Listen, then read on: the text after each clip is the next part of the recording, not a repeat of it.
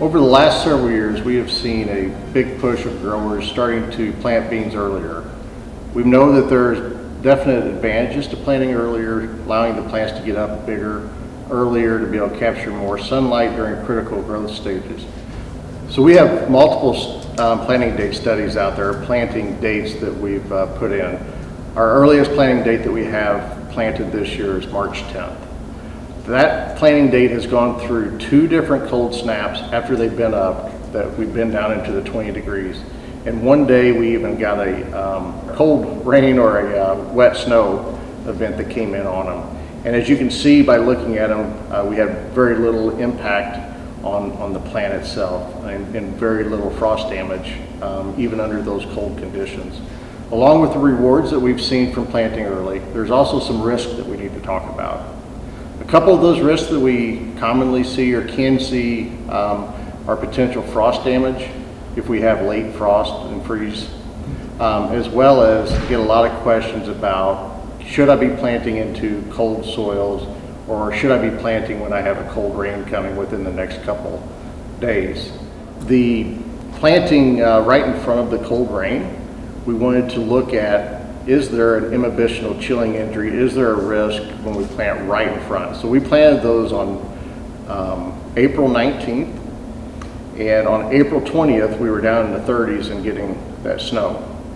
And what we saw was it took a little while for them to get up and get going because it was cold.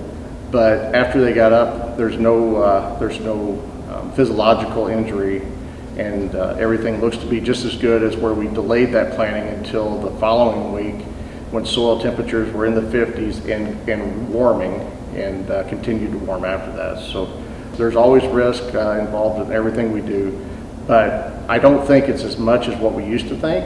And as long as we have a high quality seed that we're planting and using, that risk is minimized significantly. Where I've seen the greatest amount of risk is when we're planting into no-till situations or minimum till situations with a lot of residue. The reason being, there's 2 different things I think that could be affecting this. One is the residue from the no-till or minimum till is not allowing the soil to be able to warm up as much during the day and not be able to maybe radiate a little bit more heat at night, allowing it to get colder at the surface.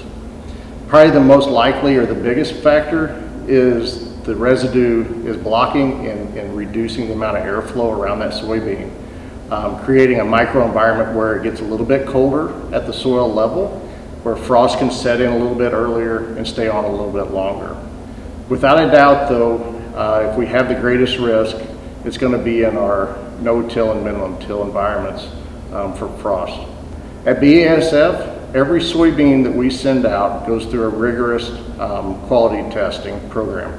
So we do a standard germination test, as well as we do a couple other tests to help understand under stressful conditions what we might be able to see out of it. So for planting into cold conditions, make sure we have the right high quality seed that allows us to be able to handle those stresses.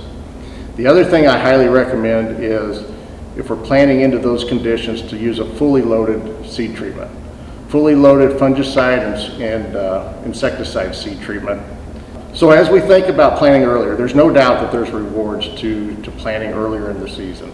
Allows that plant to get up quicker, capture more sunlight during the critical growth stages to be able to maximize yield. But there's also risk. And understanding those risks and how do we minimize them will help you to be more successful on your farm.